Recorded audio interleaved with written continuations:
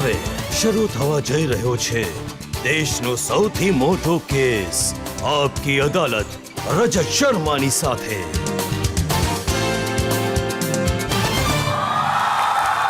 નમસ્કાર.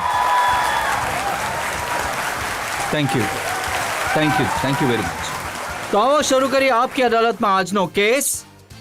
આજે આપણા મહેમાન છે ભારતના સૌથી સિનિયર નેતાઓમાંથી એક, ભારતીય જનતા પાર્ટીના સૌથી અનુભવી નેતાઓમાંથી એક એવા નેતા જે ભારતની ફૌજમાં, નેવીમાં, એરફોર્સમાં, આર્મીમાં બધામાં સૌથી લોકપ્રિય છે, જેમના પર દેશની સુરક્ષાની જવાબદારી છે. પ્લીઝ વેલકમ ભારતના રક્ષામંત્રી રાજનાથ સિંહ.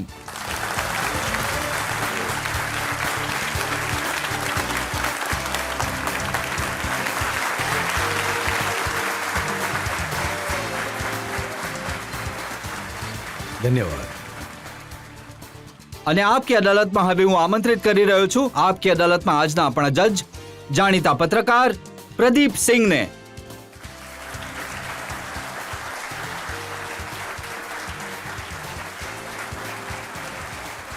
અને એ પહેલા કે આપકી અદાલતમાં આપણે સવાલો અને આરોપોનો સિલસિલો શરૂ કરીએ, આજના જજ પ્રદીપ સિંહની પરવાનગી લઈશું આજની કાર્યવાહી શરૂ કરવા માટે. અદાલતની કાર્યવાહી શરૂ કરવામાં આવે. તો આવો શરૂ કરીએ આજનો કેસ. આપકી અદાલતમાં પહેલો આરોપ ભારતના રક્ષામંત્રી રાજનાથ સિંહ પર. આપકી અદાલતમાં ભારતના રક્ષા મંત્રી રાજનાથ સિંહ પર આરોપ છે કે એ પોતાના વિશે સિક્રેટિવ રહે છે. રાજનાથજી, તમે તમારા જીવન વિશે, બાળપણ વિશે, જવાની વિશે ક્યારે વાત નથી કરતા, તો મેં વિચાર્યું કે આજે આપકી અદાલતમાં બધા રહસ્ય ખોલવામાં આવે. આમ તો મારા માટે ઘણું મુશ્કેલ કામ છે. એ સાચું છે કે તમે ફિઝિક્સના સ્ટુડન્ટ હતા, બ્રિલિયન્ટ સ્ટુડન્ટ હતા, પણ ક્લાસીસ બંક કરીને સંઘના શિબિરમાં જતા હતા. હા, હું જતો હતો. જ્યારે હું ક્લાસ 9માં હતો એ સમયે જ હું રાષ્ટ્રીય સ્વયં સંઘની શાખાઓમાં હું જતો હતો, નિયમિત રૂપથી જતો હતો. અને જ્યારે તમે લેક્ચરર બન્યા, ટીચર બન્યા, તો ઘણા કડક હતા તમે. નહીં, એટલું હું કહી શકું છું કે મારો જે ક્લાસ હતો એ સમયે જે બાળકો ઘણીવાર ક્લાસમાં નહીં આવતા હતા, એ પણ અમારો ક્લાસ હોય તો આખો રૂમ ખચાખચ ભરાઈ જતો હતો સ્ટુડન્ટથી. આ તો સૌભાગ્ય મને પ્રાપ્ત થયું છે. અને એ પણ સાચું છે કે તમે આઈએએસ બનવા ઈચ્છતા હતા? ક્યારે નહીં.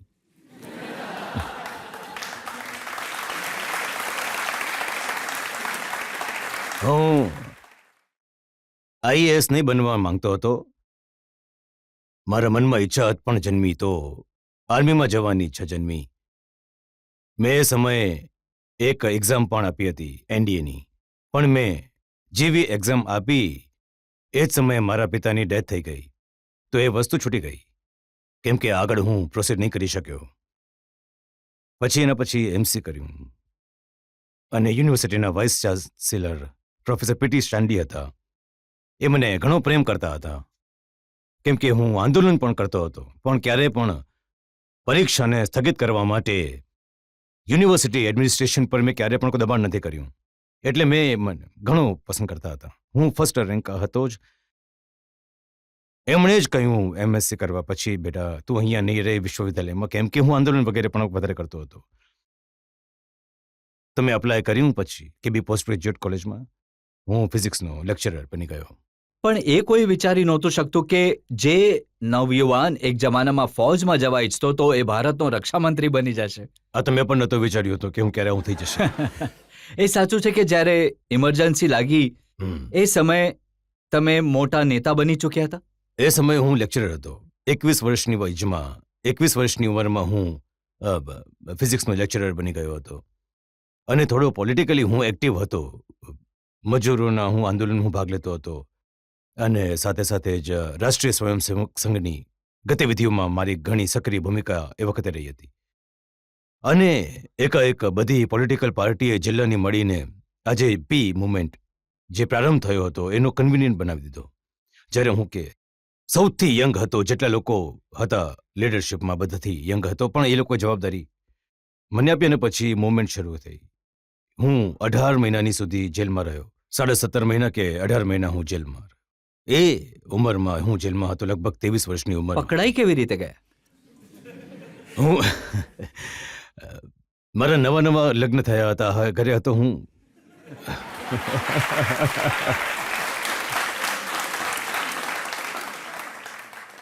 અને એ દિવસે મારી શ્રીમતીજીએ મારા માટે સૂજીનો હલવો બનાવ્યો હતો. તો હું એક્સરસાઇઝ કરતો હતો. એ સમયે પણ હું બાળપણથી જ એક્સરસાઇઝ કરતો રહ્યો છું. એ સમયે પણ હું એક્સરસાઇઝ કરતો હતો.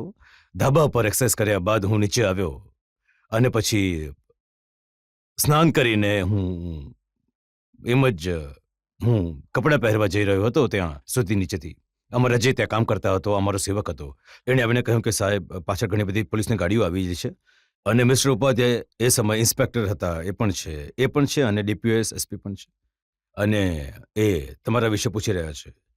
ત્યારે હું સમજી ગયો કે મને અરેસ્ટ કરવા માટે આવ્યા છે. મેં કહ્યું કે લોકોને બોલાવીને ઉપર લો, જે ડેપ્યુટી એસપી અને ઇન્સ્પેક્ટર છે એમને બેસાડો અને કહી દો કે હું નાહી રહ્યો છું, નાસ્તો વાસ્તો કરી લઉં પછી આવીશ. એ લોકો બેઠા હતા.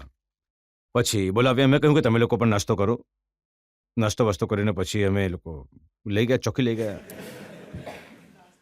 ચોકી ગયા પછી ઘણા સન્માનની સાથે લંચ વગેરે પણ કરાવ્યું એમણે.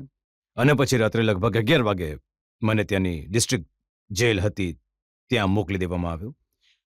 અને પછી મને લગભગ 200-250 અન્ય લોકોની સાથે પહેલેથી ધરપકડ થઈ હતી. એ એક કમ્પાઉન્ડમાં હતા, એક ઘરેમાં હતા. અને મને એ સમયે સેલ્યુટરી સેલ એકલતા જે છે આપવામાં આવી. મારી સાથે એક આશ્રમ યાદવજી પણ હતા, લાલજી પણ હતા, એમને એક અલગ રૂમમાં અને મને અલગ રૂમમાં. તો હું લગભગ, જ્યાં સુધી હું ભૂલ્યો નથી રહ્યો, 2.5 મહિના કે 2 મહિનાની આસપાસ એકલતામાં રહ્યો છું, સેલ્યુટરી સેલમાં. અને હવે નવા નવા લગ્ન થયા હતા, એકલતામાં રહ્યા, તો પત્નીને તો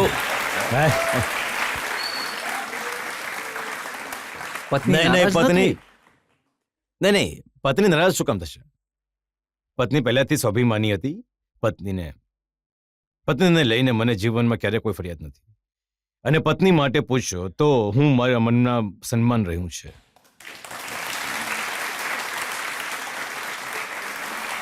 મેં તમારી બાયોગ્રાફીમાં વાંચ્યું કે જ્યારે પોલીસ પકડીને લઈ જતી હતી તો તમારા બા પણ ત્યાં આવ્યા હતા.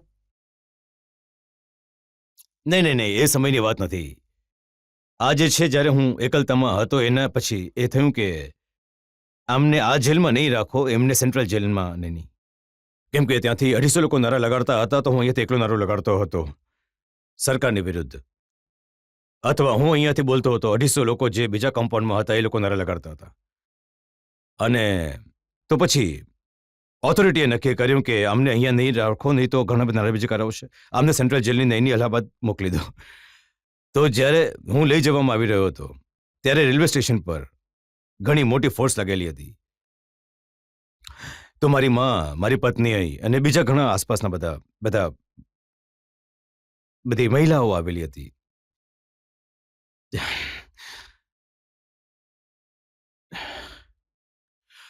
તો મારી માં પણ ત્યાં હતી. એમણે જોયું મને પોલીસે ઘેરાયેલો, તો તેમણે મને કહ્યું કે બેટા, ભલે કંઈ પણ થઈ જાય, માફી નહીં માંગતો, ભલે આખી જિંદગી જેલમાં વીતી જાય, હું સ્વીકારવા તૈયાર છું.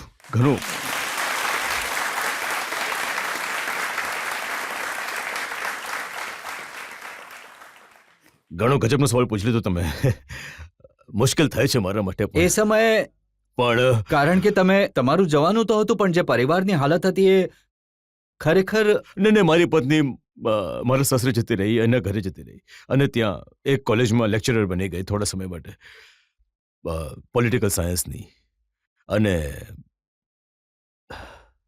ઇમરજન્સીનું 1 વર્ષ પૂરું થયું તો સામાન્ય રીતે એક ધારણા હતી કે 1 વર્ષ લોકો જેલથી છૂટી જશે.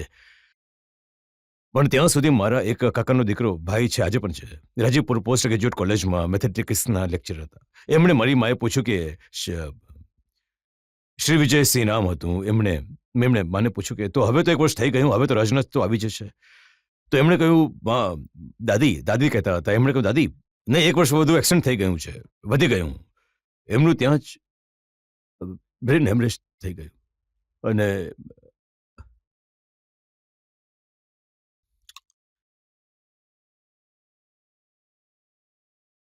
હું સમજી શકું છું કે શું વીત્યું હશે તમારા દિલ પર. એ હોસ્પિટલમાં રહ્યા 27 દિવસ પછી ડેથ થઈ ગઈ. જ્યારે ઇમરજન્સી પૂરી થઈ, હમ. પાછા આવ્યા, તો એ રાજનીતિમાં પહેલું પગલું હતું તમારું? પહેલું પગલું શું કહેવું, મેં આવીને એક 3 રૂમનું ભાડાનું મકાન ભાડા પર લઈ લીધું, ત્યાં રહેતો હતો હું.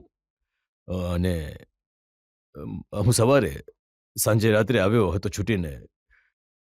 સવારે હું પેન્ટ શર્ટ બધું મારું પુલ ઓવર હતું, એ પુલ ઓવર હતું મારું, એ પહેરીને હું ચા પી રહ્યો હતો. એક બંગાળી પરિવાર હતો, એ જ ચા વગેરે આપી જતો હતો.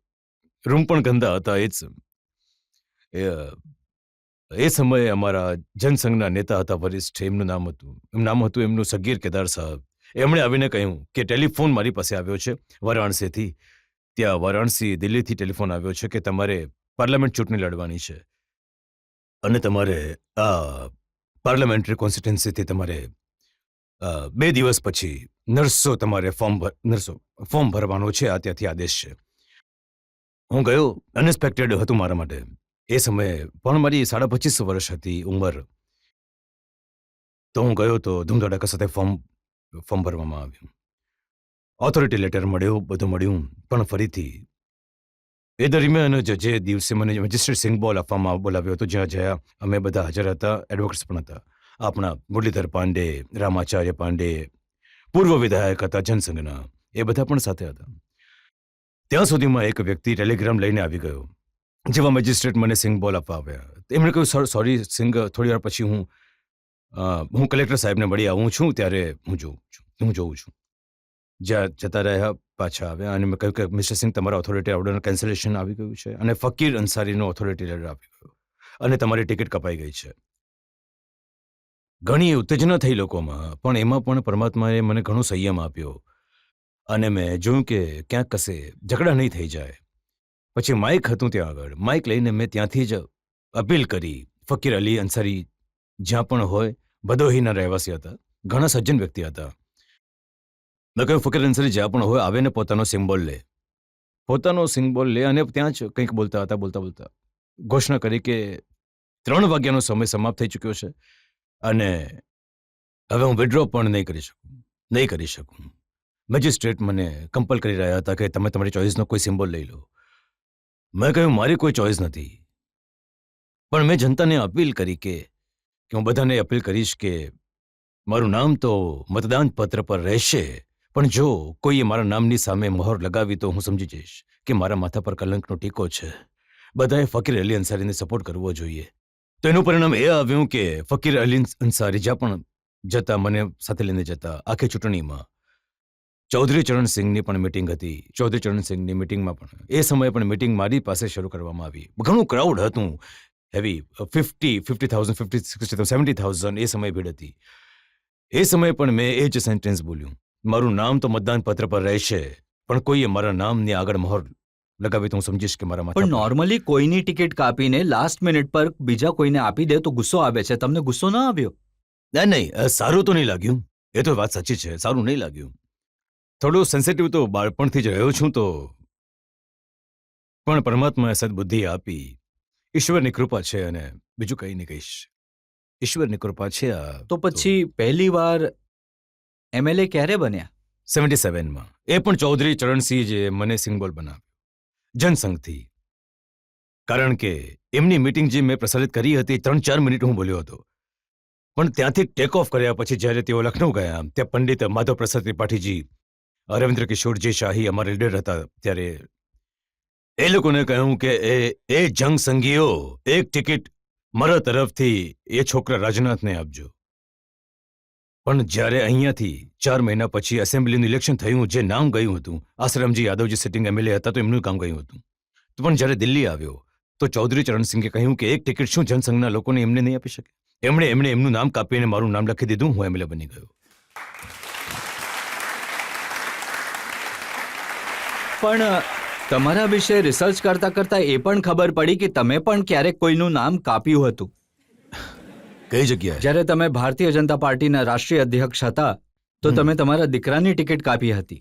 ઓહ, એવું થયું 2007માં વિધાનસભાની ચૂંટણી હતી ઉત્તર પ્રદેશની. એ શ્રી કલ્યાણજીસિંહજી આજે પણ છે, મારા મોટા છે, મારા આદરણીય કલ્લાજી મિશ્રા, આપણા ગવર્નર રાજસ્થાનના. આ બધા લોકો વારાણસીના એક વિધાનસભાની ક્ષેત્રની મારા દીકરાની પંકજનું નામ લઈને આવ્યા હતા. તો હું ઇલેક્શન કમિટીને ચેર હું જે કરી રહ્યો હતો, હું અધ્યક્ષ હતો એ સમય પાર્ટીનો. અટલજી, અડવાણીજી બંને લોકો અમારી સાથે આસપાસ બેઠા હતા. તો મેં ના પાડી હતી. મેં કહ્યું કે યાર, હું મારા હાથથી મારા દીકરાને ટિકિટ નહીં આપી શકું. તો અટલજી જે રીતનો સ્વભાવ હતો, એમણે કહ્યું મારું ડિસન્ટ નોટ કરી લેવામાં આવે. ઇલેક્શન કમિટી, હું સહેમત નથી આનાથી. અડવાણીજીએ પણ બોલી દીધું, બધાએ કહી દીધું, સમજ છીએ. અને અનંતકુમારજી હમણાં સ્વર્ગવાસ થઈ ગયો કોલિકમાં, એ સેક્રેટરી હતા અમારી ઇલેક્શન કમિટીને. એમણે કહ્યું કે જાઓ ઘોષણા કરી દો. એમણે ઘોષણા કરી દીધી. તો સાંજે ઘરે આવ્યો તો પંકજ આવ્યો, પગે લાગવા લાગ્યો. મેં આશીર્વાદ નહીં આપ્યા. ઘણો દુઃખી થયો. એની માને જઈને કહ્યું, માં આવી, એમની મારી સાથે ઝઘડો કર્યો. મેં કહ્યું મારા દીકરાને હું મારા હાથથી સિંગબોલ નહીં આપી શકું, કેમ કે મારા માટે બધા સમાન છે. ત્યારે પંકજ એના પછી આવ્યો. પંકજે કહ્યું, ઘણા સંયમથી કામ લીધું. હું પંકજના વખાણ કરું છું. ઘણા ધૈર્યથી કામ લીધું એમણે. પણ કહ્યું, પપ્પા તમે નથી ઈચ્છતા તો હું ચૂંટણી નહીં લડું. આંખોમાં આંસુ હતા. પણ આ કહ્યું એમણે કે તમે નહીં જો ઈચ્છો તો- નોર્મલી પિતા મોટા નેતા હોય તો દીકરાને ફાયદો થાય છે. હમ. તમે તો નુકસાન કરી દીધું એમનું. નહીં, મારા હાથથી બિલકુલ હું ટિકિટ મારા દીકરાને અધ્યક્ષ રહેતા મારા હાથથી એના પર સિગ્નેચર નહીં કરી શકું. એટલું છે મારું. એ તો પછી હવે તો પ્રધાનમંત્રીજી છે એ સમયે અધ્યક્ષ, આજના જે ગૃહમંત્રી છે અમિત શાહ જે રહેતા હતા, એ લોકો પણ મારી વાત સાંભળતા હશે. કોઈને આજ સુધી જીવનમાં મેં ક્યારે નહીં કહ્યું. એ લોકોએ સ્વયં પોતે નિર્ણય લીધો. મેં ક્યારે નહીં કહ્યું. હું તો સાર્વજનિક રૂપથી કહું છું. ક્યારે પણ નહીં. મેં જોયું કે પ્રધાનમંત્રીજીએ તમારા નાના દીકરા છે નીરજ, એમને એક સર્ટિફિકેટ ઇસ્યુ કર્યું હમણાં ગયા અઠવાડિયે. એમણે કહ્યું મોદીના વિકસિત ભારતના સંકલ્પમાં નંબર 1 એમ્બેસેડર છે નીરજ સિંહ. હા છે. હવે શું કરીએ? તમે એ બધું- એમના પણ ક્યારેય વખાણ નથી કરતા, ક્યારેય વાત નથી કરતા. નહીં, પોતાનો દીકરો કોઈને ખરાબ તો લાગતો નથી. સારો છે. એ પણ એક્ટિવ રહે છે, સોશિયલ પોલિટિકલ. અને ઘણા વખાણ કર્યા મોદીજી એમના કામના. એક સપ્તાહમાં એમણે 50,000 એમ્બેસેડર બનાવી દીધા વિકસિત ભારતના. હા, મેં પણ સાંભળ્યું, બનાવી દીધા છે. તમે કંઈ નથી કરતા પરિવાર માટે, તેમ છતાં રાહુલ ગાંધીને જ્યારે સવાલ પૂછવામાં આવ્યો પરિવારવાદના વિષય, વંશવાદના વિષય, તો તેઓએ પત્રકારને વઢ્યા. એમણે કહ્યું કે તમે અમિત શાહને પૂછો એમના દીકરા શું કરે છે, રાજનાથસિંહને પૂછો એમના દીકરા માટે શું કરે છે. હું ઘણા જ સ્પષ્ટ શબ્દોમાં કહીશ રજતજી, રાજનીતિ જો જીવનમાં મેં કરી છે, જોઈએ તો પીઠ પાછળ જે ભગવાન રામ નથી બચ્યા તો હું શું બચીશ. પણ કોઈની આંખોમાં ધૂળ નાખીને મેં ક્યારે રાજનીતિ નથી કરી. જ્યારે પણ રાજનીતિ કરી છે તો લોકોની આંખમાં આંખ મેળવીને રાજનીતિ કરી. પીઠ પાછળ કોઈ વાત નહીં કરે, જેને વાત કરવી હોય સામેવાળાને વાત કરે. જો બધા જાણે છે કે જ્યારે 2013માં તમે ભારતીય જનતા પાર્ટીના રાષ્ટ્રીય અધ્યક્ષ હતા, તો તમે ઘણા લોકોનો વિરોધ હોવા છતાં નરેન્દ્ર મોદીજીનું નામ ડિક્લેર કર્યું. નરેન્દ્ર મોદી ભારતના પ્રધાનમંત્રી પદના ઉમેદવાર હશે એ તમે કર્યું. અરે મેં કંઈ નથી કર્યું. હું અધ્યક્ષ હતો, મને લાગ્યું. કેમ અને- લાગ્યું? નહીં, મને લાગ્યું કે જનતામાં જો કોઈનું નામ એ સમયે પણ જે ઘણું વધારે તો નહીં પણ ચર્ચામાં જે આવતું હતું, અમિતજી 3-2-4-3 હતા. મને લાગ્યું કે મોદીજીની અંદર એક ક્ષમતા છે, કારણ કે જે રીતે એમણે મુખ્યમંત્રીના રૂપમાં પણ ગુજરાતમાં સરકાર ચલાવી, સતત સરકાર 3 વાર બનાવી હતી. મને લાગ્યું હતું કે આ દેશને યોગ્ય નેતૃત્વ જો કોઈ આપી શકે છે તો મોદીજી જ આપી શકે છે. એટલે જ મેં એમના નામની ઘોષણા કરી હતી. એ સમયે તમને કલ્પના હતી કે 10 વર્ષ પછી નરેન્દ્ર મોદી વર્લ્ડ મેપ પર હશે, દુનિયાના મોટા મોટા લીડર્સમાં એમનું નામ હશે? ભારતમાં આટલી લોકપ્રિયતા હશે, આટલી શક્તિ હશે. મારી સાથે રહેવા વાળા જે લોકો છે એમને પૂછજો, કદાચ મોદીજી પણ આ વાતની જાણકારી નહીં હશે. એમને પૂછજો મારી શું ધારણા હતી એમના વિશે. મને લાગતું હતું કે એમની અંદર એક ક્ષમતા છે, પ્રતિભા છે, એ યોગ્યતા છે અને એ સામર્થ્ય છે, એ શક્તિ છે. આ દેશને યોગ્ય નેતૃત્વ આપી શકે છે અને દેશનું કદ પણ આમના રહેતા દુનિયામાં વધશે. એ મેં એક શું હતું, મનની અંદરની વાત હતી. હું કહી શકું છું કે જે એ સમયે મારા મગજમાં જે વાત હતી એ સાચી સાબિત થઈ. અને તમે તો મારી સાથે તો બે લોકો મારી સાથે રહે છે, તમે જાણો છો, તમે એમને પૂછી લો કે સાચું છે કે ખોટું છે. અને મેં તો ગોવામાં જ જે સમયે ઇલેક્શન કમિટીના ચેરમેન ઘોષિત થયા હતા એના પછી પણ, કારણ કે હું અધ્યક્ષ હતો, અરુણ જેટલીજી એ સમયે સંચાલન કરી રહ્યા હતા. એ કાર્યકર્તાઓની ઘણી મોટી મિટિંગ થઈ હતી, લગભગ 5,000 8,000 કાર્યકર્તા રહ્યા હશે. તો પહેલા મોદીજી બોલવા માટે એમણે આમંત્રિત કર્યા. સ્વાભાવિક છે, અધ્યક્ષ પછી બોલશે. તો મેં મોદીજીને કહ્યું, નહીં, તમે બેસો. અને હું ઊભો થઈ ગયો. મેં કહ્યું ઓડિયન્સને, હું જાણું છું કે હું અધ્યક્ષ છું, મારે પછી બોલવું જોઈએ, પણ આજે જે દેશ કોઈ પાર્ટીના અધ્યક્ષને નથી સાંભળવા માંગતો, પણ દેશ આ ભવિષ્યના પોતાના નેતાને સાંભળવા ઈચ્છે છે, એટલે હું ઊભો થઈ ગયો અને મારા પછી મોદીજી બોલશે. એક બ્રેક માટે રોકાઈશું અને બ્રેક બાદ આપકી અદાલતમાં રાજનાથસિંહ પર આરોપો અને સવાલોનો વધુ એક દોર. ઈડી અને સીબીઆઈનો ઉપયોગ કરે છે અને અરવિંદ કેજરીવાલ એકલા એવા નેતા છે જે નરેન્દ્ર મોદીને પડકાર આપી શકે છે, એમને હરાવી શકે છે, એટલે એમને ઇલેક્શન પહેલા મોકલી દીધા. મોટાથી મોટા લોકો મોદીજીને ચેલેન્જ નથી કરી શક્યા, હવે આ શું કરશે?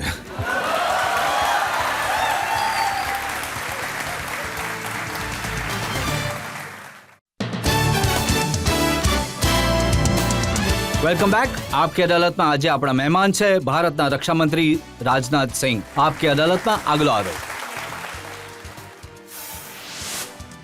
આપકી અદાલતમાં ભારતના રક્ષા મંત્રી રાજનાથ સિંહ પર આરોપ છે કે એમની સરકાર લોકતંત્રનું ગળું દબાવી રહી છે. રાજનાથજી, જ્યારથી અરવિંદ કેજરીવાલને જેલમાં મોકલવામાં આવ્યો છે,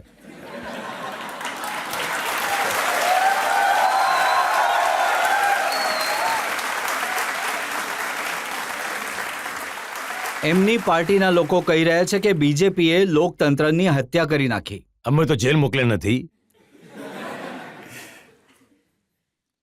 ચૂંટણીથી તમે જોયું હશે કે કોર્ટ એ ગયા હતા અને કોર્ટે એમને કોઈ રિલીફ નથી આપી. ઉલટાનું જ્યાં સુધી મારી જાણકારી છે ત્યાં સુધી ઇન્વેસ્ટિગેશન એજન્સી છે, ઈડી વગેરે, એમને બોલાવીને બધા ડોક્યુમેન્ટ્સ વગેરે જોતા હતા. એના પછી એમણે નિર્ણય લીધો કે નહીં, આવી સ્થિતિમાં અમે નહીં બેલ આપશું. પણ એમની પાર્ટીના લોકો તો કહી રહ્યા છે કે ચૂંટણીના પહેલા એક ચૂંટાયેલા મુખ્યમંત્રીને જેલમાં મોકલીને ભારતીય જનતા પાર્ટીએ મોટો અત્યાચાર તો કર્યો આ છે. સવાલ અમને કેમ પૂછવો જોઈએ તમારે? હવે તમારી નહીં, સરકાર છે. અમે લોકો જેલ નથી મોકલ્યા. એમની વિરુદ્ધ તો જે ઇન્ક્વાયરી ચાલી હતી, જે ઈડી ઇન્ક્વાયરી કરી રહી હતી, એમણે ચાર્જીસમાં ફ્રેમ કર્યા. અને જ્યાં સુધી મારી જાણકારી છે એના પહેલા 9 સન્માન પણ મોકલવામાં આવ્યા હતા કે તમે તમારો સમય આપો, અમે તમારી સાથે વાત કરવા માંગીએ છીએ. શું તથ્ય છે, શું નથી, એમણે સમય નહીં આપ્યો. એ સ્વયં જ કોર્ટમાં ગયા હતા, અમે લોકો કોર્ટમાં નથી ગયા. હવે સમય નહીં આપ્યો તો એમને ઉચકીને લઈ ગયા. નહીં, ઓસ્કીને લઈ ગયા. અમે લોકો નથી મોકલ્યા. અદાલતે જ એમને રિલીફ નહીં આપી. અભિષેક મનુ સિંહ પણ તો ઘણા મોટા વકીલ છે, રાજ્યસભાના મેમ્બર પણ રહ્યા છે, તમે જાણો છો એમને સારી રીતે. એમણે સુપ્રીમ કોર્ટની સામે કહ્યું કે અરવિંદ કેજરીવાલને રિલીફ આપી દો, એમને જેલથી છોડી દો, નહીં તો જે દિવસે ચૂંટણી થઈ રહી હશે, છેલ્લે દિવસેનો વોટ નખાઈ રહ્યા હશે, તો બધા વિરોધી દળના નેતા જેલમાં હશે. ખબર ને કયા આધારે પણ એમણે આવું કહ્યું. હવે જુઓ શું થાય છે 2 મહિના પછી.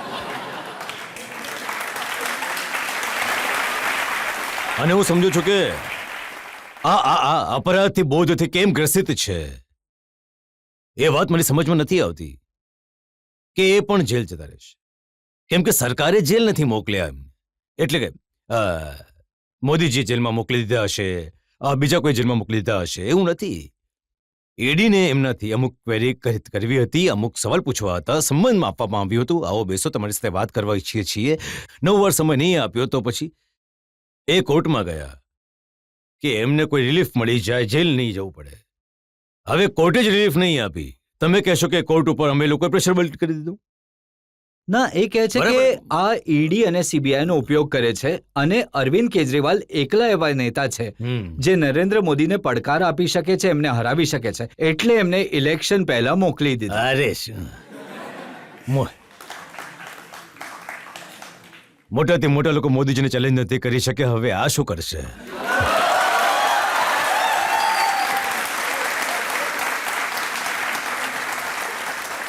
હજી એક ચેલેન્જર છે મોદીજીના, રાહુલ ગાંધી. એમણે અરવિંદ કેજરીવાલના અરેસ્ટ થયા બાદ ટ્વિટર પર લખ્યું, ડરેલો તાનાશાહ વાહ. મરેલું લોકતંત્ર ઈચ્છે છે. આવા અપશબ્દનો ઉપયોગ પ્રાઇમ મિનિસ્ટર માટે આ જ લોકો કરી શકે છે. અને હું જણાવી દઉં તમને, જીવનમાં મેં કોઈ પણ પ્રાઇમ મિનિસ્ટર, ભલે એ કોંગ્રેસના જ પ્રાઇમ મિનિસ્ટર કેમ ન રહ્યા હોય, મેં ક્યારેય કોઈની આ પ્રકારની નિંદા નથી કરી. કેમ? હું માનું છું કે પ્રધાનમંત્રી સ્વયં એક સંસ્થા છે, તો કોઈએ પણ અપશબ્દનો પ્રયોગ પ્રધાનમંત્રીના આ સંસ્થા માટે નહીં કરવો જોઈએ. રાષ્ટ્રપતિ પણ એવી સંસ્થા છે, એમના વિશે પણ અપશબ્દનો ઉપયોગ નહીં કરવો જોઈએ. ડિફેન્સર ઓફ ઓપિનિયન થઈ શકે. તમે એમ કહો, આમણે ખોટું કર્યું, આમણે સાચું કર્યું, આ નહીં કરે તો આ વધારે સારું થાત, પેલું કરતે તો વધારે સારું, આ બધું તમે વાત કરી શકો છો. પણ આ રીતે જે અપશબ્દનો જે પ્રયોગ કરવામાં આવે છે ને, આને હું કન્ડેમ કરું છું, ને હું નિંદા કરું છું. પણ ચૂંટણી પહેલા અરવિંદ કેજરીવાલની ધરપકડ કરવી, તમને નથી લાગતું આનાથી ચૂંટણીમાં નુકસાન થશે બીજેપીને? અરે બાબા, અમે લોકોએ ધરપકડ કરી છે. તમે આ કેમ કરી રહ્યા છો રજતજી? કેમ ધરપકડ કરી? એટલે રાજનાથજી કે કેસ તો ઈડીએ કર્યો, કેસ તો CBI એ કર્યો. ઇન્વેસ્ટિગેશન એજન્સી ઘણા પહેલાથી આ બધી બાબતોની તપાસ કરી રહી હતી. અમુક લોકો વર્ષ દોઢ વર્ષ પહેલા જ આ બાબતે જેલ જઈ ચૂક્યા છે. આ એક કન્ટિન્યુઅસ પ્રોસેસ હતી, એમાં એ જેલમાં ગયા છે. હવે આ ચૂંટણી આવી ગઈ એટલે પકડી લો. હવે દેશ જાણે છે, બહાર જ રહેતે તો શું કરી લેતા.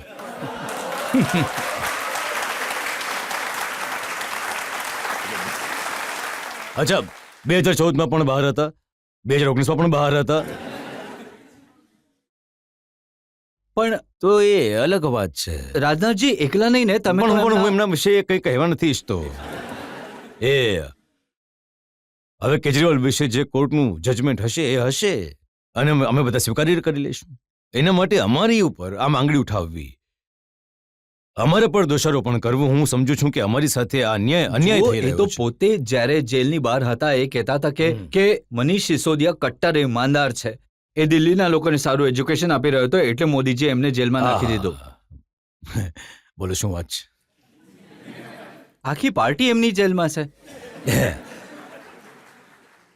ભારતની રાજનીતિથી સૌથી મોટી વિડંબના એ રહી કે ઘણા બધા નેતાઓના વર્ડ્સ અને ડીડ્સ, કરણી અને કથન, કહેવા અને કરવામાં તફાવત હોવાના કારણે ભારતની રાજનીતિ અને ભારતના રાજનેતાઓ પરથી જનતાનો વિશ્વાસ ધીમે ધીમે સમાપ્ત થઈ ગયો છે. અને એક ગંભીર વિશ્વનીયતાનું સંકટ આ દેશની રાજનીતિ પર ઉત્પન્ન થયું. અને હું દાવા સાથે કહી શકું છું, ભારતની રાજનીતિમાં ઉદ્ભવેલો વિશ્વનીયતાના સંકટને પડકાર રૂપમાં જો કોઈ રાજનૈતિક પાર્ટી સ્વીકાર કર્યો છે તો અમારી પાર્ટી ભારતીય જનતા પાર્ટીએ કર્યો છે. અમે જે કહીએ છીએ એ કરીએ છીએ. કોઈએ જણાવી દે કે અમે આ કહ્યું અને આ નથી કર્યું. મોદીજીએ ઘોષણાપત્રમાં જે પણ વાત કરી હોય, 2014માં હું જ પાર્ટીનો પ્રેસિડેન્ટ હતો, મોદીજી પ્રાઇમ મિનિસ્ટર કેન્ડિડેટ હતા, મોદીજી વારંવાર મને કહેતા હતા, અધ્યક્ષજી એ જોઈ લેજો કે આપણા ઇલેક્શન મેનિફેસ્ટોમાં એવી કોઈ વસ્તુ રહી ન જાય જેને આપણે ગવર્મેન્ટ બન્યા પછી પૂરી ન કરી શકીએ. તમે મેનિફેસ્ટોમાં થોડી લખ્યું હતું કે ચૂંટણી પહેલા ઝારખંડના મુખ્યમંત્રી પણ જેલમાં હશે, દિલ્હીના મુખ્યમંત્રી પણ જેલમાં હશે. એટલે જ તો મેં કહ્યું ને કે અમે લોકો લખ્યું નથી, અમે લોકો લખ્યું નથી, અને એ અમારા લોકોનું કામ પણ અને નથી. ઝારખંડ તો તમારું સાસરું છે, ત્યાંથી સમાચાર આવતા હશે કે ત્યાં શું થઈ રહ્યું છે. નહીં, આ બધું તો એજન્સીસ પોતપોતાનું કામ કરી રહી છે, અને જો ક્યાંક કોઈ ખોટું થશે તો એજન્સીસ ખોટું હું કરે છે જણાવું છું તો કે કેમ અદાલતમાં એ કેમ હસ્તક્ષેપ રાજનાથજી કરશે. કેમ આ ઇમ્પ્રેશન ક્રિએટ થાય છે. જે ફિગર્સ આવ્યા છે, આ ઇન્ડિયન એક્સપ્રેસનો એક રિપોર્ટ છે જેમાં લખ્યું છે કે ઈડીએ પાછલા 10 વર્ષમાં 347 પ્રમુખ રાજનેતાઓની તપાસ કરી, જેમાંથી 85% 85% વિપક્ષી દળોના નેતા છે. તો તો બધું કરપ્શન વિપક્ષી દળોમાં જ મળે નહીં છે. મને લાગે છે કે એને માટે ઇન્સ્પેક્ટ કરવું જોઈએ સ્વયં જેમના પર આરોપ લાગ્યા છે કેમ આવું થઈ રહ્યું છે. અને આરોપ તો એ પણ લાગે છે કે જો એ બીજેપીમાં આવી જાય તો પછી ચાર્જીસ ડ્રોપ થઈ જાય છે. નહીં, કોર્ટ અદાલત પોતાનું કામ કરતી રહેશે, ભલે કોઈ અહીંયા રહે અથવા ત્યાં રહે અથવા ક્યાંય પણ રહે. તમે કહો છો કે જે લોકો પછી એ અજીત પવાર હોય ભલે અશોક ચૌહાણ હોય એમની વિરુદ્ધ જે કેસીસ છે એ ચાલતા રહેશે. જે હોય અદાલત જે છે પોતાનું કામ કરી જ કરતી રહેશે. ઇન્વેસ્ટિગેશન એજન્સી જે પોતાનું કામ કરવું છે એ પોતાનું કામ કરે છે. પણ ઇન્વેસ્ટિગેશન એજન્સી જે કરે છે તેની અસર રાજનીતિ પર પણ પડી શકે છે ને. હવે દિલ્હીમાં ચૂંટણી થવાની છે, એવું નહીં થાય કે કેજરીવાલને sympathy મળી શકે પબ્લિકની. જે ખોટું કરશે એના પોલિટિકલ કરિયર પર એની એડવર્સ ઇમ્પેક્ટ તો થશે જ થશે. તમારી પાર્ટીના અમુક લોકોએ અરવિંદ કેજરીવાલનો એક વિડીયો રિલીઝ કર્યો. એ વિડીયોમાં એ કહી રહ્યા છે કે જો મનીષ સિસોદિયા ભૂલ કરશે તો એને જેલમાં મોકલી દો, મારાથી હું ભૂલ કરું, હું કરપ્શન કરું તો મને જેલમાં મોકલી આ દેજો. તો ગયા તો છે જ ને.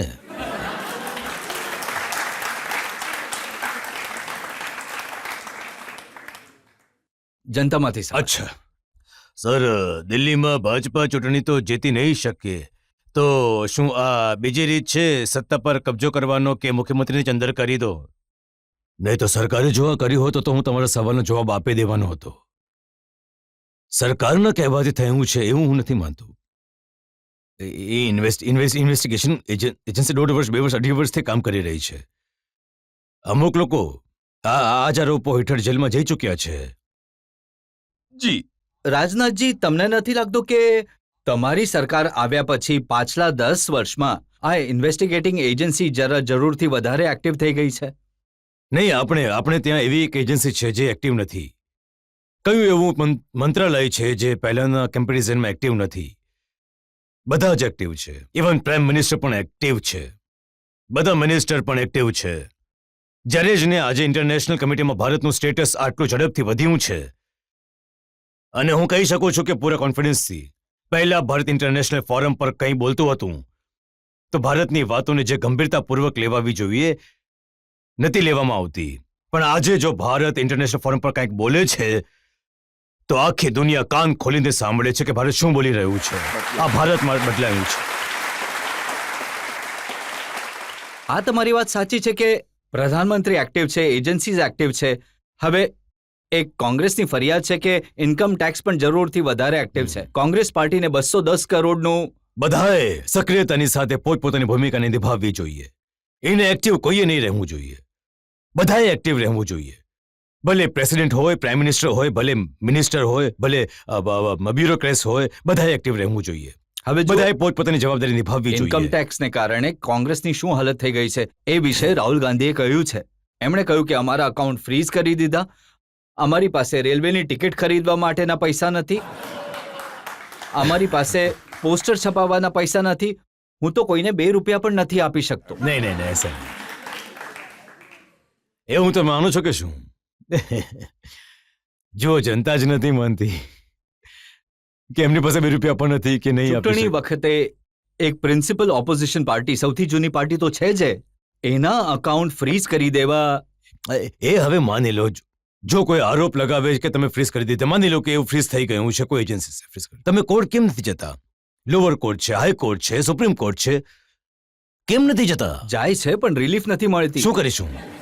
તો હવે તો એના માટે હું શું કરું? અમારી ગવર્મેન્ટ શું કરે? મોદીજી શું કરે? જો જેટલા પણ પોલિટિકલ લોકો છે બીજી પાર્ટીના, એમની સાથે જ્યારે હું વાત કરું છું તો એ કહે છે કે મોદીજી ઘણા કડક છે, અમિત શાહ ઘણા કડક છે, પણ રાજનાથસિંહ ઘણા દયાળુ છે, એ પણ દયા નથી કરતા. જુઓ, દયાળુ બધા જ છે, દયાળુ બધા જ છે. બીજી વસ્તુ, જો આ કરપ્શન તો જ્યાં સુધી સવાલ છે, કહેવા માટે ભલે કોઈ કંઈ પણ કહી લે, 10 વર્ષ થઈ ગયા મોદીજીની લીડરશિપમાં ગવર્મેન્ટના ચાલતા. કોઈ પણ ઓપોઝિશનનો કોઈ પણ વ્યક્તિ આંગળી ઉપાડીને એક મિનિસ્ટરના ઉપર પણ આરોપ નહીં લગાડી શકે કરપ્શનનો. આ છે અમારી ગવર્મેન્ટ. અને તમે કોંગ્રેસની ગવર્મેન્ટને પણ પહેલા જોઈ છે, ઘણા આરોપો. કદાચ કોઈ ગવર્મેન્ટ એવી હશે કોંગ્રેસની જેના પર કોઈ આરોપ નહીં લાગ્યા હોય, ત્યાં સુધી કે એટલા ગંભીર આરોપો જેમાં તો કોંગ્રેસના મંત્રીને જેલની હવા ખાવી પડી છે. કેમ નહીં બચાવી લીધા તમારા મંત્રીને? અને અમને કહો છો કે અમને તમે બચાવો. કોર્ટ તો બેઠી છે, કોર્ટ સજા આપી છે. કોંગ્રેસે ગવર્મેન્ટ રહેવા છતાં એમની ગવર્મેન્ટના મંત્રીઓને સજા આપી હતી કોર્ટે. આજે કોર્ટ જો કોઈ એજન્સી કંઈક ખોટું કામ કરી રહ્યું હોય, કોર્ટ એમાં ઇન્ટરવીન કરી શકે છે. અંદર કરાયેલા બિહાન બાય કરી શકે છે. કોર્ટની પાસે ઓથોરિટી છે. આજ રાહુલજી પોતાની પ્રેસ કોન્ફરન્સમાં ફરિયાદ કરતા હતા કે લોકતંત્રની હત્યા થઈ રહી છે, અમારા અકાઉન્ટ ફ્રીઝ થઈ રહ્યા છે. ના તો મીડિયા કંઈ કરી રહ્યું છે, ના તો કોર્ટ કંઈ કરી રહી છે. બધા તમાશો જોઈ રહ્યા છે. હવે બોલો, હવે કોર્ટ ઉપર પણ કોર્ટને કહ્યું છે, કોઈને કોઈ કોર્ટ જતું રહેશે આ કહેવા ઉપર. અને પછી એ પણ કહે છે કે જો નરેન્દ્ર જો આ મોદી કહ્યું હશે તો આ કન્ટેમ્પ્ટ ઓફ કોર્ટ છે. જો મોદીજી ત્રીજી વાર ચૂંટણી જીત્યા તો પછી દેશમાં સંવિધાન ખતમ થઈ જશે અને પછી ક્યારેય ચૂંટણી નહીં થાય, હંમેશા મોદીજી જ રહેશે. જે સંવિધાનના પ્રોવિઝન્સ છે એ પ્રોવિઝન્સથી હટીને દૂર જઈને અમે કેવું એવું કામ કર્યું એક પણ તો બતાવો અમને. બધા વિરોધી દળોના નેતા કહે છે કે સરકાર સીબીઆઈનો, ઈડીનો, ઇન્કમટેક્સનો ઉપયોગ કરી રહી છે પોતાના વિરોધીઓને ડરાવવા માટે. બિલકુલ ખોટું છે. ઠીક જ નથી. સંપૂર્ણ રીતે નિરાધાર છે. ભાઈ તમે જુઓ, તમે પોલિટિકલ પાર્ટી છો, જનતામાં જાઓ, જનતાનું સમર્થન મેળવો, જનતાનો વિશ્વાસ મેળવો. તમે એ કામ નથી કરી શકતા. જનતાનો વિશ્વાસ તમે મેળવી નથી શકતા અને પોતાની ઉણપને છુપાવવા માટે આ સત્તાધારી દળની ઉપર નિરાધાર આરોપો લગાડવાની કોશિશ કરી રહ્યા છો તમે. જનતાની પાસે જાય છે, એ કહે છે કે જનતા અમને વોટ આપે છે પણ ઈવીએમમાં એ વોટ બીજેપીને આવી જાય છે. જે રાજ્યોમાં એ ચૂંટણી જીતી જાય છે ત્યાં ઈવીએમ ઠીક રહે છે અને જે રાજ્યમાં હારી જાય છે ત્યાં ઈવીએમ ગડબડ થઈ જાય છે. હવે બોલો શું કરવાનું આમાં? તમે જ નિર્ણય કરો. તમે જ એમને કહો કે શું કરવું જોઈએ. આટલી નબળી થઈ ગઈ છે ઓપોઝિશન. દેશમાં એક મજબૂત વિપક્ષ તો જોઈએ. નહીં, એમને સમજાવવાની ક્ષમતા મારી પાસે નથી.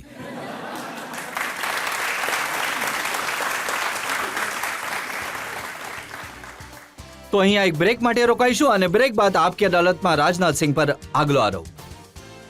જ્યારે તમે જાઓ છો ઉત્તર પ્રદેશમાં લોકોને મળો છો ત્યાંથી તમને આ આઈડિયા મળે છે. શું કહે છે લોકો? બધા એ જ મોદી મોદી મોદી મોદી કહે છે. બસ આ સમયની પરિસ્થિતિ તો આવી જ છે. Welcome back. આપકી અદાલતમાં આજે આપણે કેસ ચલાવી રહ્યા છીએ, સવાલ પૂછી રહ્યા છીએ ભારતના રક્ષામંત્રી રાજનાથ સિંહને. આપકી અદાલતમાં આગલો આરોપ. આપકી અદાલતમાં ભારતના રક્ષા મંત્રી રાજનાથ સિંહ પર આરોપ છે કે તેઓ વિરોધી દળોને ડરાવે છે.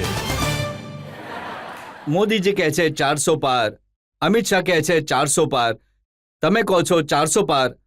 તો ડરાવી રહ્યા છો વિરોધી દળોને કે તમારી કોઈ જગ્યા નહીં રહી? નહીં, અમે જનતામાં જેવો માહોલ છે એ જોતા અમે એ રીતે કોન્ફિડન્સ છીએ કે એનડીએને 400 થી વધારે સીટો પર વિજય પ્રાપ્ત થશે. અને અમારા લોકોનું જે અસેસમેન્ટ છે અને જનતાનું જે અસેસમેન્ટ એ નિરાધાર નથી. જનતાના મૂડને જોતા અમારો આ અસેસમેન્ટ છે કે ભારતીય જનતા પાર્ટી 360 સીટોથી વધારે સીટોથી વિજય પ્રાપ્ત થશે. અને વિશ્વાસ છે મને કે જનતા અમારા વિશ્વાસને તૂટવા નહીં દેશે. અત્યાર સુધી તોડ્યો નથી તો આગળ શું કામ તોડશે? આ વિશ્વાસ વિશે કોંગ્રેસના જે અધ્યક્ષ છે મલ્લિકાર્જુન ખરગે એમને કહ્યું કે આ દરરોજ 400 સીટની હુંકાર કરવા વાળી અહંકારી બીજેપી ખરેખર આબાવાળી ચૂંટણીના પરિણામોને લઈને ડરી ગઈ છે એટલે આટલા જોરથી. નહીં, હું વિનમ્રતાપૂર્વક હાથ જોડીને કહી રહ્યો છું કોંગ્રેસના અધ્યક્ષજીને કે અમારા લોકોના સંકલ્પ છે અને જનતામાં પ્રેમ અને જનતાના સમર્થનને જોતા અમે નિશ્ચિત રૂપે એનડીએ 400 થી વધારે મતોથી જીતી જશે. આ હું વિનમ્રતાપૂર્વક કહી રહ્યો છું, હુંકાર નથી કરી રહ્યો. તમે તો આખા દેશમાં ફરો છો તો જનતા સમજવા માંગે છે કે ક્યાંથી આવશે. જેમ કે ઉત્તર પ્રદેશમાં છે, હવે આમાં 62 સીટો તો પાછલી વખતે જીત્યા હતા, આનાથી વધારે શું આ વખતે 78 જીતીશું.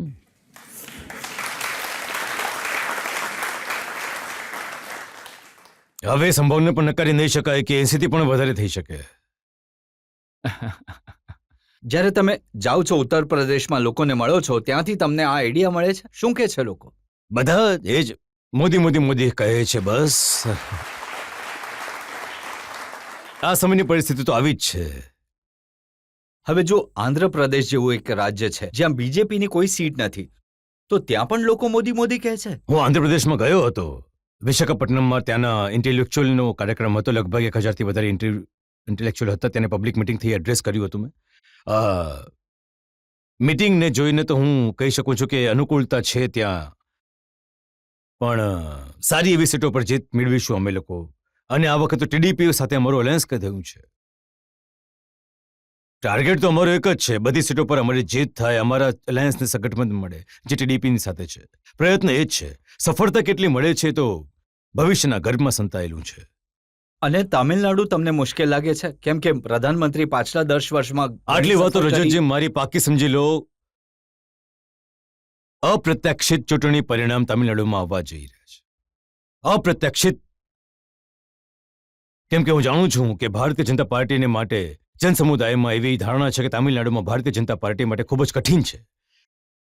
પરંતુ જે રીતે ત્યાંની ડીએમકે સિવાયની અન્ય પોલિટિકલ પાર્ટીનું સમર્થન એટલે કે સહયોગ પ્રાપ્ત થઈ રહ્યું છે, જે રીતનું અલાયન્સ બન્યું છે, અને જનતામાં જે રીતથી અમારા ગવર્મેન્ટને લઈને, અમારા પ્રાઇમ મિનિસ્ટરને લઈને જે ધારણા બની છે, કંઈ પણ થઈ શકે તામિલનાડુમાં. કોઈ કહે છે કે આ વખતે ઓછામાં ઓછી 4-5 સીટો મળશે, તો કોઈ કહે છે કે તમે 10-12 સીટો પણ મેળવી શકો છો. એ તામિલનાડુ જ્યાં ઘણી મુશ્કેલથી ક્યારેક એકાદ સીટ મળી હતી. હા, મળી હતી. જ્યારે કન્યાકુમારીની સીટમાં અમે જીતી હતી. પણ આ વખતે અપ્રત્યાશિત ના ચૂંટણી રાજનાથજી, પરિણામ અમે આવશે. જે તામિલનાડુની રાજનીતિ જોતા આવ્યા છે અત્યાર સુધી, એ તો એ છે જે સનાતન ધર્મના વિરોધી છે, જ્યાં એ લોકો કહે છે કે સનાતનને મૂળથી મિટાવી દેવું જોઈએ. ડીએમકે તો થઈ જ નહીં શકે. સનાતન જે નૂતન શિર પુરાતન છે એ સનાતન છે. એ તો સમાપ્ત થઈ જ નહીં શકે. આનો મતલબ કે સનાતનના વિષય પર લોકોની જે ક્લેરિટી કોન્સેપ્ટ હોવી જોઈએ એ નથી. હવે બિહારનું ઉદાહરણ લઈએ. બિહારમાં આરજેડી, કોંગ્રેસ બધા દળો મળીને લડી રહ્યા છે. હા, તો પણ એનાથી પડકાર નથી લાગતો? નહીં, મને લાગે છે કે તેઓ નિરાશ થશે. નિરાશ તો અત્યારે પણ છે. બિહારમાં અમારું ટાર્ગેટ એ છે કે 40 ની 40 સીટો પર અમારી એનડીએની વિજય પ્રાપ્ત થાય. બિહારમાં ગઠબંધન સારું બન્યું હતું, પણ છેલ્લી મિનિટે તમે નીતિશ કુમારને પલટી મરાવી દીધી. નહીં, એમને નીતિશ કુમારજી સારા માણસ છે, સજ્જન માણસ છે, અને જો કોઈ એમની પલટી મારવાની બાબતે ચાહે જે પણ કહે, આટલી વાત તો હું દાવા સાથે કહી શકું છું કે નીતિશ કુમારજીની અન્ય બાબતે લોકોને આલોચના કરવી હોય તો કરે, પણ આખા રાજનૈતિક જીવનમાં એક વ્યક્તિ પણ આંગળી ચીંધીને એમના પર ભ્રષ્ટાચારનો આરોપ નહીં લગાવી શકે. આવા વ્યક્તિ અમારે ત્યાં આવે છે તો અમે એમનું સ્વાગત તો કરીશું જ. રાજનાથજી, આ કેમ થઈ રહ્યું છે કે રાહુલ ગાંધીની ન્યાય યાત્રા જે રાજ્યમાં જાય છે ત્યાંનો લીડર બીજેપીની સાથે આવી જાય છે? ચમત્કાર છે આ, ચમત્કાર. બંગાળમાં ગયા તો મમતાજીએ ઇન્ડિયા અલાયન્સનો સાથ હા, છોડી દીધો. બિહારમાં ગયા તો નીતિશજીએ છોડી હું દીધું. કહું છું કે હજી એમને ચલાવો ભારત જોડો યાત્રા.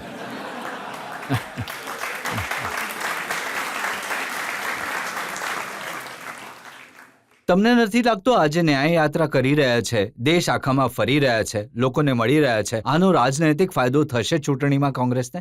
જો લાભ થવાનો હોત તો એ જ્યાં જાય છે ત્યાંના લોકો પછી અમારી સાથે કેમ જોડાઈ જાય છે? લીડર્સ. આ તમારો જ ચમત્કાર છે ને કે જ્યાં જ્યાં ત્યાં પ્લાન પ્રમાણે 1-2 લોકો આવી જાય. નહીં, અમે લોકો ચમત્કારના આધાર પર જનતાનું સમર્થન પ્રાપ્ત કરવા નથી માંગતા, પરંતુ યથાર્થના ધારા ઉપર કંઈ કરીને અમે જનતાનું સમર્થન પ્રાપ્ત કરવા માંગીએ છીએ. જનતામાંથી 1-2 સવાલો લઈ શકીએ હવે?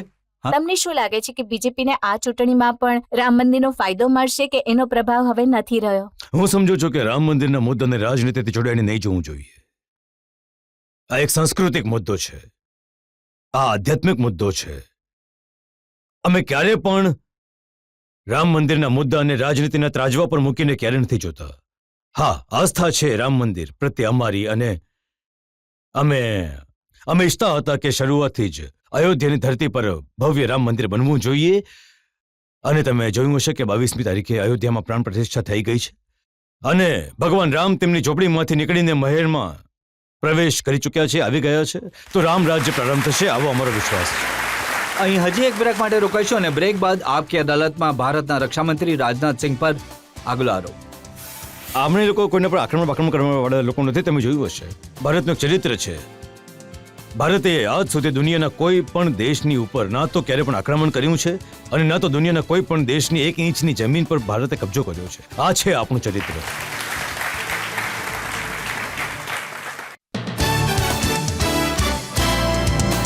Welcome back. આપકી અદાલતમાં આજે આપણે કેસ ચલાવી રહ્યા છીએ ભારતના રક્ષામંત્રી રાજનાથસિંહ પર. આપકી અદાલતમાં આગલો આરોપ. આપકી અદાલતમાં ભારતના રક્ષા મંત્રી રાજનાથ સિંહ પર આરોપ છે કે તેઓના શાસનમાં પડોશીઓ આંખો દેખાડે છે. રાજનાથજી, પાકિસ્તાનમાં ચૂંટણી થઈ, શહેબાઝ શરીફ વજીરે આઝમ બન્યા અને પહેલા વક્તવ્યમાં એમણે કહ્યું કે કાશ્મીરમાં કાશ્મીરીઓના કતલો થઈ રહ્યા છે. આખી ઘાટી લોહીથી તરબતોલ છે અને અમે અમારું કાશ્મીર લઈશું. અરે કાશ્મીર કોઈ શું લઈ શકશે? તેઓ એમના પીઓકેની ચિંતા કરે, પાક ઓક્યુપાઈડ કાશ્મીરની ચિંતા કરે. અને મેં 1.5 વર્ષ પહેલા કીધું હતું, 1.5 વર્ષ પહેલા, કે અમારે કોઈના પર આક્રમણ કરીને કબજો કરવાની જરૂર નહીં પડે. જો કે પાક ઓક્યુપાઈડમાં આવી પરિસ્થિતિઓ બની રહી છે કે ત્યાં પાક ઓક્યુપાઈડ કાશ્મીર સ્વયં એવી માંગ કરી રહ્યા છે કે ભારતમાં મર્જ કરી દો. તો તમારો પ્લાન બની ચૂક્યો છે? નહીં, આના ઉપર હું કોઈ ટિપ્પણી નહીં કરી શકીશ. કહેવું પણ નહીં જોઈએ મને. આપણે લોકો કોઈના પર આક્રમણ કરવા વાળા લોકો નથી. જોયું હશે તમે, ભારતનું એક ચરિત્ર છે. ભારતે આજ સુધી દુનિયાના કોઈ પણ દેશની ઉપર ના તો ક્યારે પણ આક્રમણ કર્યું છે, અને ના તો દુનિયાના કોઈ પણ દેશની 1 ઇંચ જમીન પર ભારતે કબજો કર્યો છે. આ છે આપણું ચરિત્ર.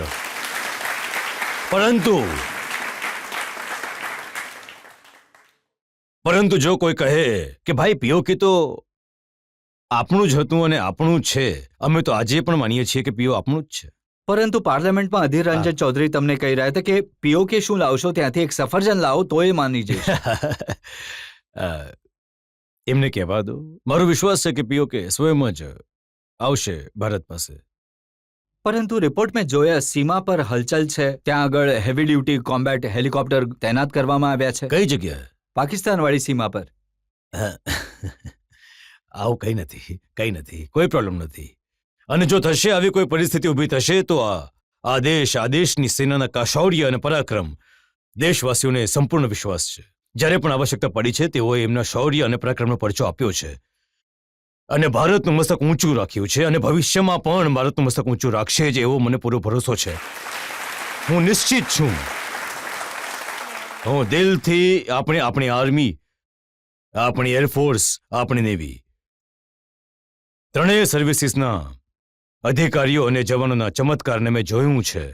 અને હોમ મિનિસ્ટર છું, એટલે બધી પેરામિલિટરી ફોર્સિસ એ પણ સારો રોલ ભજવી રહી છે, બહુ ઇમ્પોર્ટન્ટ રોલ ભજવી રહ્યા છે. એમના પણ ચમત્કારોને અમે જોયું છે. અમે આશ્વસ્ત છીએ, એમને કોઈ ચિંતા નથી કરી. પાકિસ્તાનની વાત તો સમજમાં આવે છે. ચીનથી પણ કોઈ જોખમ નથી? જો કોઈ આવશે, કોઈ જોખમ, તો જોઈ લઈશું. આ કઈ મોટી વાત નથી. ચીનથી જોખમ છે, આપણે માથા પર હાથ રાખીને બેસી રહીશું. આવશે તો જોઈ લઈશું.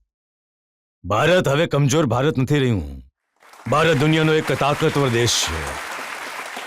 રાહુલ ગાંધી કહી રહ્યા હતા કે ભારતને કારણે ચીન અને પાકિસ્તાન મળી ગયા છે, એક થઈ ગયા છે. થવા દો. એ મળી જાય નથી. આપણને શું? આનો મતલબ શું? કે બે લોકો સ્વીકારવા લાગ્યા છે કે આપણે કમજોર થઈ ગયા છે ચીનથી. એમનો આરોપ છે કે ચીને આપણા 2000 વર્ગ કિલોમીટર જમીન પર કબજો કરી લીધો. આપણી ચીન આપણા જવાનોને મારી રહ્યા છે અને ભારત સરકાર નિંદ્રામાં છે. મને મોટો ખેદ છે કે આપણા જવાનોના શૌર્ય અને પરાક્રમ પર એ સવાલોને નિરાશ કરી રહ્યા છે. આનાથી એમણે બચી રહેવું જોઈએ. ભારતની કેટલી જમીન પર 62માં ચાઇનાએ કબજો કર્યો હતો, કેવી હરકતો કરી, મેં એમને આ યાદ અપાવવા નથી માંગતો અને ક્યારે હું આની ચર્ચા પણ નથી કરતો, ક્યારે પણ ચર્ચા નથી કરતો. પરંતુ તમે આશ્વસ્ત રહો, ભારતની એક ઇંચ જમીન પણ અમે જવા નહીં દઈએ. એક ઇંચ જમીન પણ અમે આશ્વસ્ત રહો. ઘણી ઘણી ઘણી બધી વસ્તુ એવી છે કે જેનો ખુલાસો હું બોલી નહીં શકતો, કેમ કે આ સમયે ચાઇના અને ભારતની વચ્ચે વાતચીત ચાલી રહી છે. સારી રીતે વાત ચાલી રહી છે, સૌદાપૂર્વક વાતાવરણમાં વાતચીત ચાલી રહી છે. નહીં તો હજી હું ખુલાસો કરી નાખત. જો એમણે આપણી જમીન પર કબજો નહીં કર્યો તો વાતચીત શાના પર થઈ રહી છે? જો 19 વાર વાત થઈ છે. શા માટે? હવે મારાથી બોલાવડાવો નહીં. આગળની વાત કેમ નહીં બોલી શકું છે. તમે આના પછી મારી સાથે બેસો, તમને હું જણાવીશ. આપ રાજનીતિક મામલામાં વધારે નહીં બોલી શકું. સોંગ છે, હોપ સ્પ્રિંગ છે, ડોગરા છે, આ એવી જગ્યા છે તમે જ્યાં ચિંતા આગળ- નહીં કરો. હવે હું તમને એટલું જ કહીશ કે કંઈ પણ ચાઇના સાથે થયું તો આપણા દેશની સેનાના જવાનોએ, એરફોર્સના જવાનોએ, નેવીના જવાનોએ જે ચમત્કાર દેખાડ્યો છે એના પર મને ગૌરવની અનુભૂતિ થાય છે. હું ગૌરવ અનુભવું છું. ઘણી બધી એવી ઘટનાઓ છે. મારા દેશવાસીઓને જણાવવામાં આવે તો મારા દેશના સેના માટે આપણા દેશવાસીઓને હજી સન્માન વધી જશે.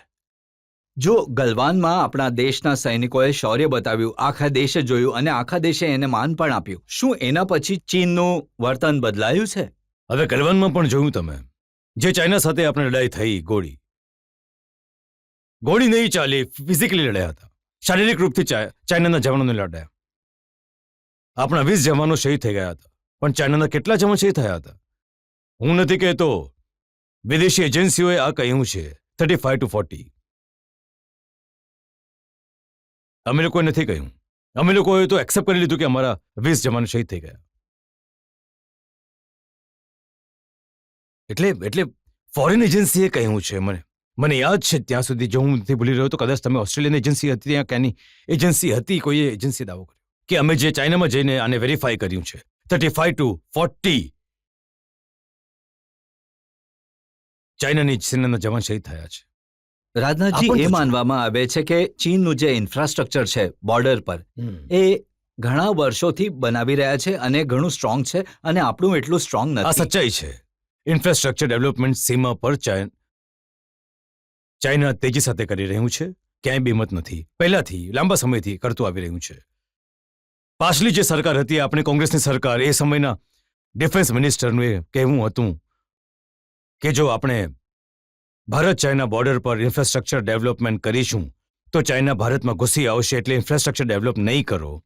પણ જ્યારથી અમારી ગવર્મેન્ટ આવી છે, મોદીજીની જ્યારથી ગવર્મેન્ટ આવી રહી છે, ત્યારથી અમે બોર્ડરની ઉપર ઘણી ઝડપથી ઇન્ફ્રાસ્ટ્રક્ચર ડેવલપમેન્ટ કરી રહ્યા છીએ. ઘણી ઝડપથી. તમે જઈને પ્રત્યક્ષ તમારી આંખોથી જોઈ શકો છો.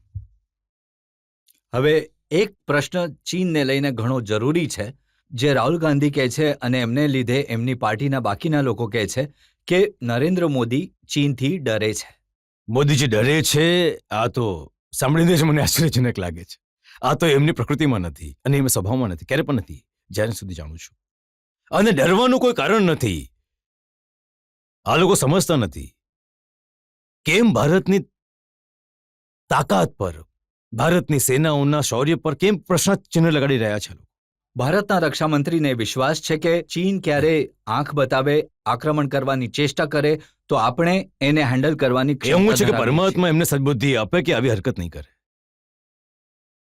જો ભારતનું એક ચરિત્ર રહ્યું છે, ભારતે ના તો કોઈ દેશ પર આક્રમણ કર્યું છે કે દુનિયાના કોઈ પણ અન્ય દેશને 1 ઇંચ જમીન પર ક્યારે ભારતે કબજો કર્યો છે. આ છે ભારતનું ચરિત્ર. પણ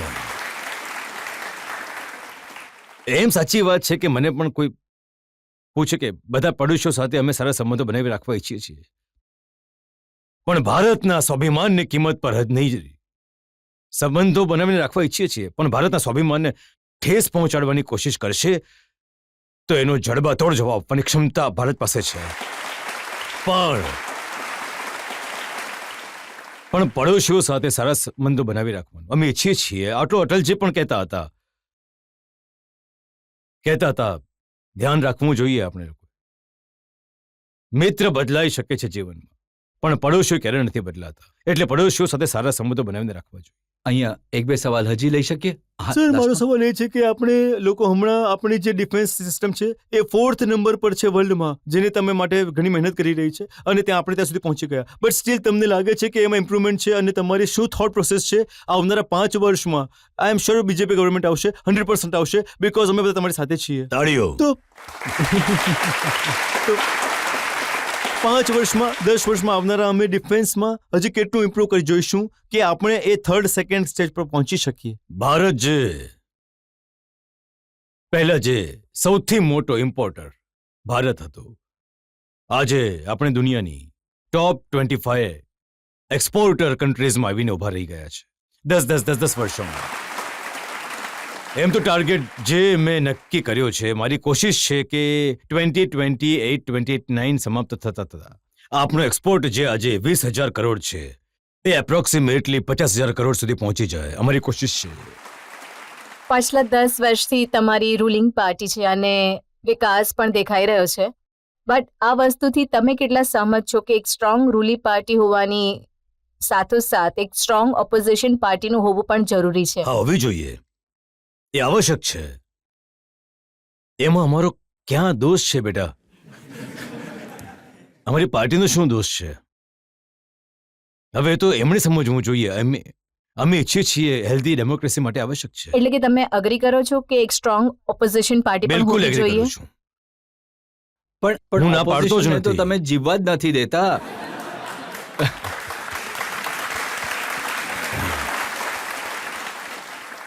એમ તો સાર્થક જીવન જીવવાની એક કળા હોય છે અને હું સમજુ છું કે એ જીવન જીવવાની કળા એમની પાસે નથી. કદાચ એટલે હાલત બગડતી જાય છે. મોદીજી વિશે કહેવાય છે ને કે ના તો એ પોતે સુવે છે, ના તો ઓપોઝિશનને સુવા દે છે. નહીં, એ તો પોતાના મંત્રીને પણ સુવા નથી દેતા. તો વધુ એક બ્રેક માટે રોકાઈશું અને બ્રેક બાદ સાંભળીશું આપકી અદાલતમાં આજના જજ પ્રદીપ સિંહનો નિર્ણય આજના કેસ પર.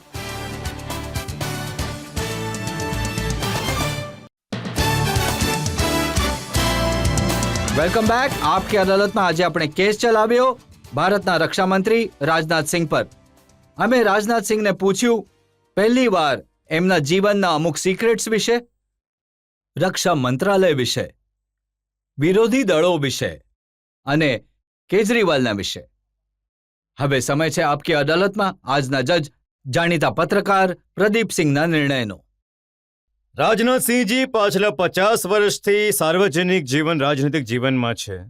એમની એક ઘણી મોટી વિશેષતા છે જે દેશના ઘણા જ ઓછા નેતાઓમાં છે, અને એ છે કે સાર્વજનિક જીવનમાં ભાષા અને વ્યવહારની મર્યાદાને બનાવી રાખે. એ પોતાના મોટામાં મોટા વિરોધીઓની પણ આલોચના કરે છે, નિંદા કરે છે, તો ભાષાનો સંયમ બનાવીને રાખે છે. આ રીતના નેતાઓની દેશમાં ઘણી વધારે જરૂર છે. બીજી વાત, જનતાની નસ પર પકડ, અને 2013 એનું સૌથી મોટું ઉદાહરણ છે. જ્યારે એમની જ પાર્ટીના ઘણા નેતા, મોટા મોટા નેતા જનતાની નસ ક્યાં છે એ સમજવામાં નાકામ રહ્યા હતા, ત્યારે એમને સમજ પડી ગઈ હતી કે દેશ નરેન્દ્ર મોદીને ઈચ્છે છે. પાર્ટીના રાષ્ટ્રીય અધ્યક્ષના રૂપમાં એમણે નરેન્દ્ર મોદીને પ્રધાનમંત્રી પદના ઉમેદવાર બનાવવામાં નિર્ણાયક ભૂમિકા ભજવી, અને એ એમના એક નિર્ણયથી ભાજપાની અને આખા દેશની છબી અને નસીબ બંને બદલાઈ ગયા. તો ભારતીય જનતા પાર્ટીને જ નહીં, દેશના બધા જ દળોને આવા નેતાઓની જરૂર છે. આ અદાલત રાજનાથસિંહને બધા જ આરોપોથી બાઇજ્જત બરી કરે છે. વાહ, ધન્યવાદ. એ વિશ્વાસ સાથે, એ ભરોસા સાથે કે રાજનાથસિંહ આ જ રીતે જનતાની સેવા કરતા રહેશે, દેશનું નામ રોશન કરતા રહેશે, એમના નેતૃત્વમાં ભારતની સીમાઓ સુરક્ષિત રહેશે, આપણી સેનાઓના શૌર્ય અને માનની રક્ષા કરશે. આજનો કેસ અહીં સમાપ્ત કરીશું. આવતા સપ્તાહ તમારી સાથે મુલાકાત થશે એક નવા વ્યક્તિત્વ સાથે. ત્યાં સુધી નમસ્કાર.